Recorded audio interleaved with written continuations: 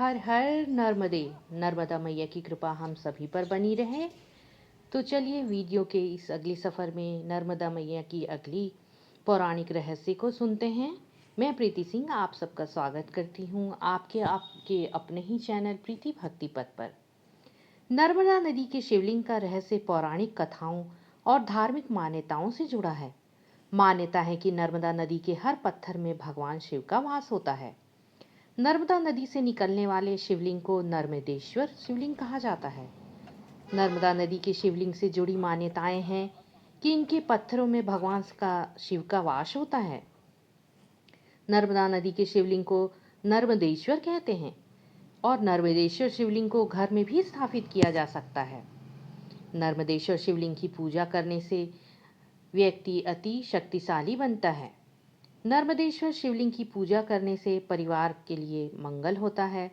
नर्मदेश्वर शिवलिंग की पूजा करने से सिद्धियां और स्थिर लक्ष्मी की प्राप्ति होती है। नर्मदा नदी के शिवलिंग को बाणलिंग भी कहा जाता है। नर्मदा नदी के शिवलिंग को भगवान शिव का स्वयंभू स्वरूप माना जाता है। नर्मदा नदी से निकले शिवलिंग की पूजा करने से भक्तों को शिव कृपा मिलती है और आशीर्वाद प्राप्त होता है।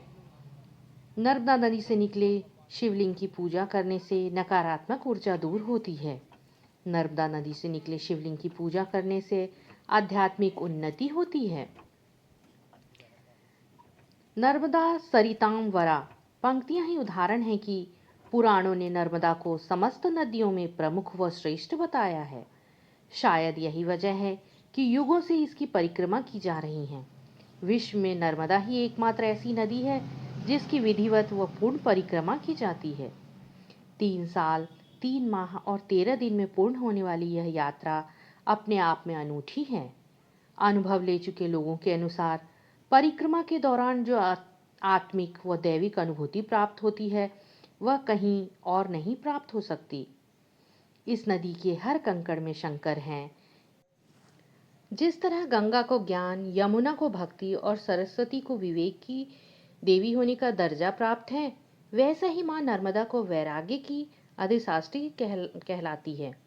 लिखा है कि रेवा तीरे तपस कुर्यात मरणम जाह्नवी तटे। इसका अर्थ है कि तपस्या का उचित फल रेवा के तट पर ही मिलता है। इसलिए मुनि, सिद्ध और योगी जन तपस्या के लिए रेवा यानी नर्मदा किनारा ही चुनते हैं। वेद कहते हैं कि नर्मदा सतयुग से निरंतर प्रभावित हो रही हैं और युगों तक प्रभावित होती रहेंगी। यही कारण है इन्हें चीर कुमारी कहा जाता है। 3 बार नर्मदा परिक्रमा पूरे कर चुके कई तपस्वियों का मानना है कि आज भी कई अदृश्य शक्तियां और देवता नर्मदा जी की परिक्रमा करते रहते हैं। मान्यता यह भी है कि गुरु द्रोणाचार्य के पुत्र अश्वत्थामा आज भी नर्मदा परिक्रमा कर रहे हैं। नर्मदा की परिक्रमा उद्गम स्थल अमरकंटक से या फिर ओमकारेश्वर से प्रारंभ की जाती है, जो पैदल 3 साल 3 माह और 13 दिन में दोनों तट पूर्ण होते हैं। वाहनों पर लोग इसे 108 दिन में भी पूरा कर लेते हैं। परिक्रमा प्रारंभ करने से पहले श्रद्धालु इसका संकल्प लेते हैं और फिर पूजन के बाद मां नर्मदा को एक कढ़ाई भेंट करते हैं। कढ़ाई में ही कन्याओं और सुपात्र ब्राह्मणों को भोजन कराया जाता है।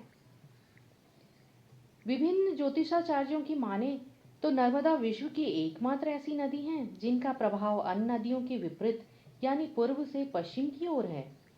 यह ढलान की जगह ऊंचाई की तरफ पड़ती हैं, जो लोगों का आश्चर्यचकित कर देता है। नर्मदा की इसी महिमा को प्रताप का फल मिला है कि उद्भव से लेकर संगम तक करीब 10 करोड़ तीर्थ स्थल हैं। माना जाता है नर्मदा के जिस स्थान को भी अपना सानिध्य प्रदान किया वह तीर्थ संज्ञक हो गया। नर्मदा परिक्रमा के विषय में प्रसिद्ध साहित्यकार अमृतलाल बेगड़ ने अपने अनुभव साझा किए हैं। जेडीए अध्यक्ष डॉक्टर विनोद मिश्रा ने भी अपनी पुस्तक में नर्मदा परिक्रमा के अद्भुत अनुभवों को साझा किया है। रामनगरा निवासी वयोवृद्ध ज्योतिषाचार्य पंडित मोतीराम शास्त्री की रचना पयः पाणम को राष्ट्रपति पुरस्कार प्राप्त हो चुका है। मनीषियों ने लिखा है कि नर्मदा का स्वरूप और आह्लादित करने वाला है। नर्मदा के कलकल निनाद में शिवत्व का बोध होता है। नर्मदा की उछलती लहरों का नृत्य अंतःपुर के दरवाजों को खोल देता है। इसका आध्यात्मिक सुख अवर्णनीय है। वहीं भू जलविद विनोद दुबे का कहना है कि नर्मदा जल में बैक्टीरिया को खत्म करने की अद्भुत शक्तियां हैं। नर्मदा वैली में युगीन सभ्यता बिखरी पड़ी है।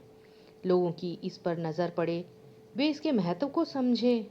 संभवतः इसलिए ही नर्मदा परिक्रम की परंपरा प्रारंभ की गई होगी। पाषाण में तब्दील हो चुके नर्मदा के किनारे पेड़ पौधे व पत्थरों के अलावा नर्मदा वैली के रहस्यों पर आज भी अनेक शोध चल रहे हैं। तो ऐसे हैं हमारी नर्मदा मैया की कथा। धन्यवाद दोस्तों, मिलते हैं फिर से अगले सफ़र में, अगले वीडियो में नर्मदा मैया के ही एक अगली सफ़र पे।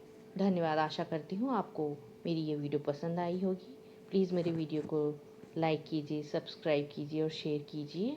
यह आपसे मेरा विनम्र निवेदन है। धन्यवाद।